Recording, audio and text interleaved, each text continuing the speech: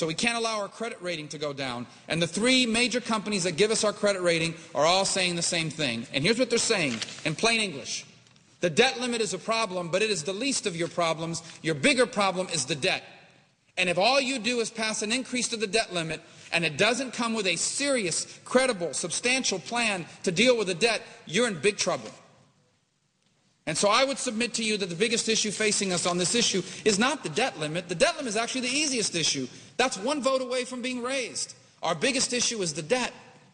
And the fact is that as we speak, there's no plan in place to begin to do anything about it. Our credit is in danger because of this. And that's what we should be focused on like a laser. Now, what will it take? What will a substantial plan look like? Let's take it from the own words of these credit companies. It has to stabilize deficits and begin to show how the deficits come down. We know that $1.5 trillion in cuts is not enough. We know that $4 trillion might be enough. So this is what we need to do. So how do you do this? How do you get there? It's not rocket science. It's a pretty simple mix of two things that have to happen. The first thing you have to do is you have to stop spending money the rate you're spending it now. In essence, you can't keep spending more money than you have. If you're in debt and you keep borrowing a lot more money than you take in, especially, it's only going to get worse. So you've got to control the amount of money that you spend. And the other thing you've got to do is generate more money for government. So if you could do those two things, if you could control how much you spend and you can generate more money for government and you can do both things at the same time, that's how you dig yourself out of this. And the debate we should be having here is how do you accomplish that? And so on the don't spend side, we really have two choices. You can either trust that future Congresses will do what virtually no Congress in the history of this nation has ever done, and that is control themselves.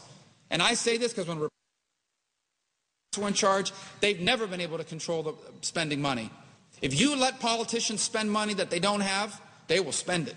And I don't care who's in charge. That's what history teaches us. So we can either trust that somehow in the future Congress won't do that, or we can put into law limits on their ability to do that. And that's why I'm for things like a spending cap and a balanced budget amendment. Because I think if you don't have restrictions in place, it isn't going to happen. Almost every state in the country has a balanced budget amendment. I come from a state where there's a balanced budget amendment. I assure you, I don't care who's in charge or how conservative they claim to be. If you don't have laws in place that keep politicians from spending money that they're borrowing, they will borrow the money and spend it. And history will back that up. The second issue is how do you generate more money for this controlled government? And that's the crux of the debate we're having here today. Some of my colleagues believe the way you do it is you raise taxes, especially on rich people. To some people that may sound appealing. Here's the problem. It doesn't raise nearly enough money, if you could even collect it. It doesn't raise nearly enough money. Now, from the only tax plans that I have seen put out there by the administration and some of my colleagues here on the other side of the aisle, it adds up to less than 10 days' worth of deficit spending. We do know, however, that these increases in taxes could kill jobs. The other way you could generate more revenue for government, and it's the way I think we should do it, is you grow your economy. You get more people back to work, and so now more people are paying taxes. You get people that are working to make more money because their businesses are doing better, and so they're paying more taxes. And the government uses that money not to grow government. It uses that money to pay down its debt and control itself. And how do you create more jobs and economic growth? You do it by encouraging people, not in this building, but outside this building, encouraging them to start businesses or grow existing businesses. And if you ask those people, not economists, not people on Wall Street, not journalists, not professors, not politicians, if you ask people that create jobs, what would it take for you to... What they're looking for is a tax system that's fair and regulations they can comply with, and then just get out of their way, and they'll go do what Americans have always done.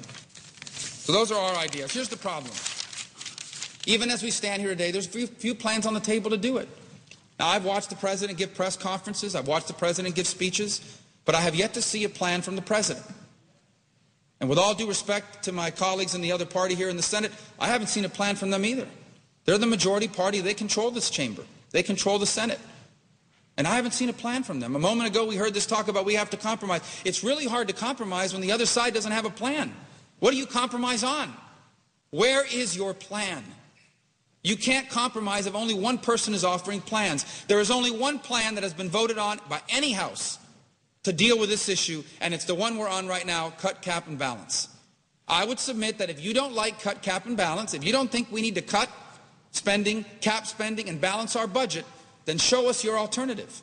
Or maybe you do believe we need to cut, cap, and balance, but you don't like the way this bill cuts spending, caps spending, and balances spending. Fine. Offer your version of cut, cap, and balance. Let's proceed to this bill. Let's get on this bill that the House has passed, and if you don't like it, change it. You've got the votes here to do it. If you've got a better idea, bring this bill up and amend it and put your ideas on it. But how could you ask for compromise? How could you ask the House? How could you scold Republicans in the House for refusing to compromise if you don't have a plan of your own? How can you compromise if you don't have any ideas of your own? It's not a fair thing to say. And so I would urge the leadership of this chamber and the President of the United States to offer their ideas on paper. Put your ideas on paper and offer them so we can begin to work on this concept of compromise that you've offered. Because you can't compromise and you can't negotiate with people that will not offer a plan. Why don't you vote to proceed to cut, cap, and balance? Proceed to this bill so we could have a debate on this bill and so you could offer your ideas on this bill. This is the perfect opportunity to do it.